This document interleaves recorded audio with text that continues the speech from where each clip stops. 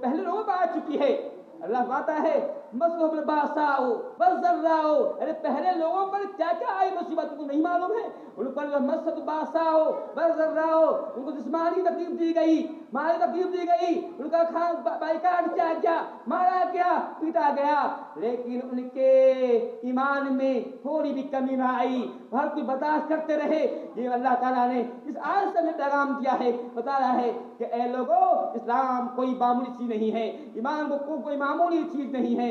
یاد کیجئے آپ صلی اللہ علیہ وسلم جو رحمت للعالمین ہیں، کون ہیں جو آپ کا مقابلہ کر سکے؟ رحمت للعالمین، انسان کے لیے رحمت، جانور کے لیے رحمت، سین کے لیے رحمت، مومن کے لیے رحمت، کافر کے لیے سب کے لیے رحمت ہے۔ ان کا اندازہ کیجئے ان کے ساتھ کفار مکہ نے کیا سلوک کیا ہے۔ یاد کیجئے آپ صلی اللہ علیہ وسلم جو ہے خانہ کعبہ کے صحن میں نماز پڑھنے کے لیے آئے ہیں۔ عقبہ بن ابی معیط، وہاں پورا کفار کی مجلس جمع ہے، سب لوگ جمع ہوئے ہیں۔ اتنے میں ایک کافر کہتا ہے اے فلاں محلے کے اندر ایک اونٹنی ذبح کی گئی ہے، کون ہے تو جہاں وہاں جائے، وہاں سے اونٹنی کی جو ہے اوج کو لے کر آئے، اگر محمد سجدے میں جائے تو سر پر ڈال دے۔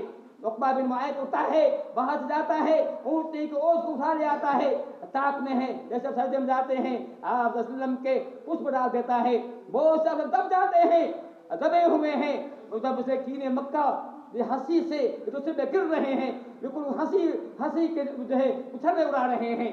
اس منظر کو عبداللہ بن مسعود مانتے ہیں میں نے دیکھا، لیکن میری طاقت کہاں تھی کہ میں جاتا وہاں کرنے کے لیے۔ آخر پیارے نبی کی بیٹی کو خبر دی جاتی ہے، پیارے نبی کی بیٹی حضرت فاطمہ آتی ہے، اپنے چھوٹے ہاتھ سے اپنے باپ کے بدن سے اس کو اٹھاتی ہیں، باپ کے بدن کو جو ہے صاف کرتی ہیں۔ ایسے میں کہا تھا اللہم علیک بقریش، اے اللہ تعالیٰ اس کی خبر لینا۔ یا اللہ صلی اللہ علیہ وسلم نے اس موقع پر نام لیا عتبہ کا، شیبہ کا، امیہ کا، جن لوگوں کا ابو جہل کا نام لیا، جن کا نام لیا تھا وہ تمام کا تمام جنگ بدر میں مارا گیا۔ چنانچہ جب بدوا دی تھی کفار بھائی باتوں کو جانتے تھے کہ یہاں دعا قبول ہوتی ہے، تو میں یہ کہہ رہا تھا ظلم و زیادتی کی جو ہے صرف جو ہے داستان پرانی نہیں ہے، ہمارے نبی پر ظلم زیادتی کی ہے۔ عقبہ بن عمیر آپ صلی اللہ علیہ وسلم ایک مرتبہ خانہ کعبہ میں آئے، آپ صلی اللہ علیہ وسلم کو یہ عقبہ بن معیط جو ہے آپ صلی اللہ علیہ وسلم کے گردن میں کپڑا ڈال دیا، آپ بل دینا چاہا، وہ بل دیا، اتنا درد کہ آپ کی زبان باہر آ گئی، اتنی بل دیا۔ حضرت صدیق نے دیکھا اور دونوں ہاتھ سے میرے کو دھکا دیا، ہٹایا، ایسا بچایا۔ میں کہہ رہا تھا یہ کوئی نئی بات نہیں ہے، وہاں بھی اہل مکہ نبی پر ظلم زیادتی کیوں کر رہے تھے؟ کیونکہ ان کے پاس دلیل نہیں تھی، دلیل کے میدان میں نبی سے ہار رہے تھے، نبی اکیلے تھے، تنہا تھے پورے مکے کے اندر، لیکن نبی کے پاس پروف تھا، ثبوت تھا، تو بات کر رہے تھے۔